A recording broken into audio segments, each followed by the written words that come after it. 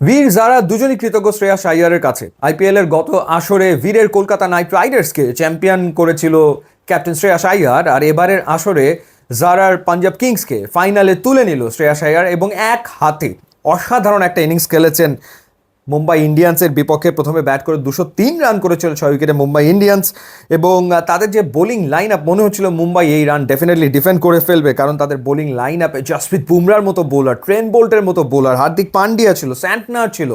তো সেই ক্ষেত্রে এই রানটা তাড়া করা মোটেও সহজ ছিল না, কিন্তু সহজ করে ফেললেন শ্রেয়াস আইয়ার একাই।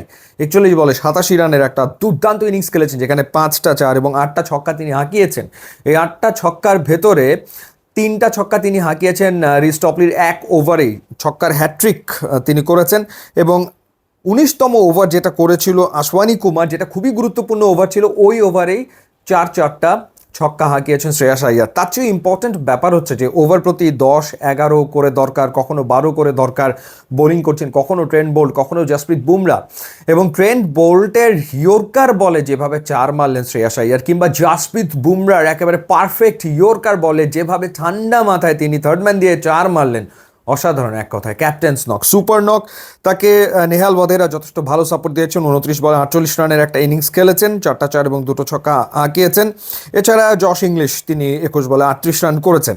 এর আগে মুম্বাইয়ের হয়ে তিলক ভার্মা 44 করেছেন, সূর্যকুমার যাদব 44 করেছেন এবং নমনদীপ 18 বলে 37 রান করেছেন। সো 11 বছর পর আইপিএলের ফাইনালে প্রীতি জিন্তার পাঞ্জাব কিংস, 11 বছর পর, সেই 2014 সালে তারা ফাইনাল খেলেছিল এবং কলকাতা নাইট রাইডার্সের কাছে সেই ফাইনাল তারা হেরেছিল।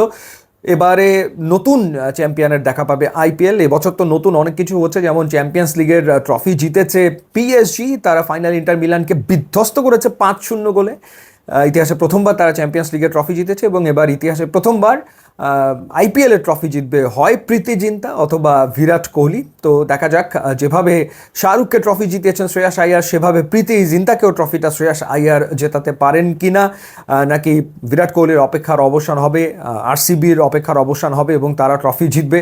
সো একটা জমজমাট ফাইনাল হবে, সেটাই আসলে সবাই নিশ্চয়ই প্রত্যাশা করছে। বাট মুম্বাই ইন্ডিয়ান্স আইপিএলের সফল দলগুলোর একটা, সবচেয়ে বেশি সফল দল, তারা এবার আর পারল না, এবার আর পাঞ্জাবের সাথে তারা পেরে ওঠেনি, এবং দুর্দান্ত ক্রিকেট খেলেছে পাঞ্জাব, কোনো সন্দেহ এ ব্যাপারে নাই। সো দেখাই যাক শেষমেশ আইপিএলের শিরোপা জেতে কোন দল। ইউটিউব ইনস্টাগ্রাম লিঙ্ক দেওয়া আছে, আপনারা যোগ দিলে খুবই খুশি হবে। And thanks for watching.